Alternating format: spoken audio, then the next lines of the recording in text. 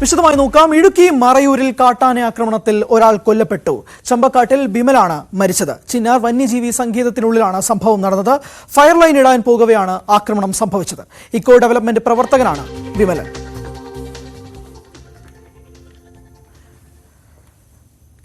Prince P James വിശദാംശങ്ങൾ നൽകും. Prince, എന്താണ് സംഭവിച്ചത്?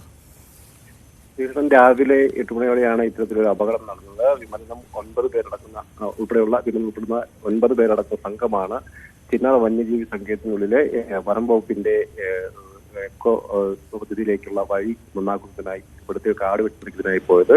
ഈ 9 സംഘത്തിൽ ഏറ്റവും പിന്നിലായാണ് വിമലൻ നടന്നത്. ഇവർ കാട്ടിലൂടെ നടക്കുന്നവരുടെ കാട്ടാന ആക്രമണം ഉണ്ടാവുകയായിരുന്നു. ഏറ്റവും പിന്നിലായി ഉണ്ടായിരുന്ന വിമലിനെ ആന തുമ്പിക്ക് കോരിയെടുക്കി നിലത്തടിക്കുകയായിരുന്നു. ഉടൻ തന്നെ നാട്ടുകാർ രക്ഷാപ്രവർത്തനം നടത്തി. ഒപ്പം ഉണ്ടായിരുന്നവർ ചേർന്ന് രക്ഷാപ്രവർത്തനം നടത്തി.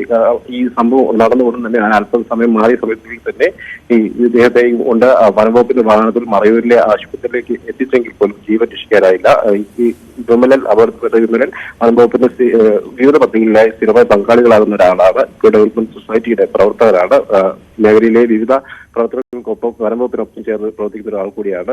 കൃത്യമായും വനമേഖലയെ കുറിച്ചുള്ള ധാരണയൊക്കെ ഉള്ള ആളാണ്. എങ്കിൽ പോലും ഈ വനമേഖലയിലേക്ക് കടന്നൊരു സമയത്ത് ആന ഈ പ്രദേശത്ത് നിലയുറപ്പിച്ചിട്ടുള്ളത് സാധിച്ചിട്ടില്ല. മറ്റ് 8 പേരും മുൻപോട്ട് നടന്നു പോകുന്നതിന് ശേഷമാണ് ഈ വിമലിന് നേരെ ആക്രമണം ഉണ്ടായത്. എന്തായാലും സംഭവത്തിൽ ഉടൻ തന്നെ ഗുരുതരമായി പരിക്കേൽക്കുകയായിരുന്നു. ഉടൻ തന്നെ ആശുപത്രിയിൽ ജീവൻ രക്ഷിക്കാനായില്ല.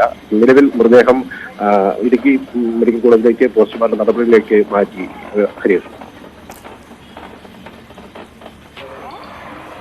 വിമലൻ എന്ന ആളാണ് കൊല്ലപ്പെട്ടത്. പരിക്കേറ്റെങ്കിൽ പോലും, സാരമായി പരിക്കേറ്റെങ്കിൽ പോലും ആശുപത്രിയിൽ എത്തിച്ചെങ്കിലും ജീവൻ രക്ഷിക്കാൻ ആയില്ല. പ്രിൻസ് പി ജെയിംസാണ് വിവരങ്ങൾ നൽകിയത്.